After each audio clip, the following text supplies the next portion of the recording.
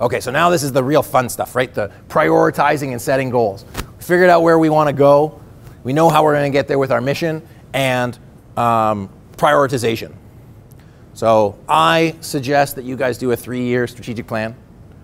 It's long enough that you can see the future, but short enough that you can like actually visualize it. And the world is probably not going to change so crazily in that time. It'll change a lot, but instead of doing a 5 or 10-year plan that by the time you get halfway through, you got to throw the thing out. What are the most important things that you should be doing? So again, strategy is about choices. You can do infinite amount of things. What are the most important things you need to be focusing on? So I'll share with you a story before I get into strategic priorities. So you might have seen a lion tamer. This is a lion tamer. And I sympathize with this guy a lot. I'm a Leo, for those of you that believe that has any weight. And the legend goes, so what I've heard is that the lion gets distracted by the 4 legs of the chair. He can't figure out which one to focus on.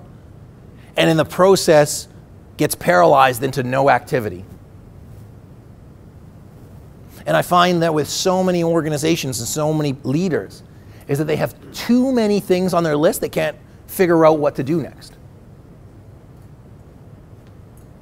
So look at yourself. If sometimes you ever get so much stuff that you feel like this lion, he looks pretty menacing now, but he's on the ground in the next image. You know what I mean?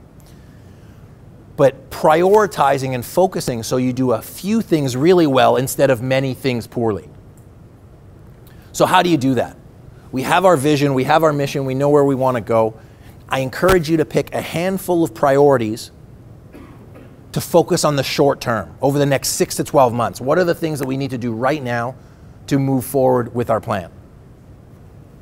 Now, from an organizational level, set priorities that everybody can help move the needle on. And it's so that everybody can contribute to this one thing. And like you guys are different levels of the organization. But wherever you're at, encourage your management, your leadership to adopt this type of framework because it's so much more fun to play when you know how to win. Like, would you play a game if you didn't know the rules? Probably not, eh? Because it'd be frustrating. You have no idea how you can contribute and be successful. And so when your leadership or when you lead a plan with your team and you set the priorities out and say, here's what we're focused on, it gives your people an opportunity to get engaged and contribute to the plan. You know, in football, you have offense, defense, and special teams. Everybody has their own role, but everybody's on the same team. And so creating a strategy this way is about getting everybody engaged and bought into the process.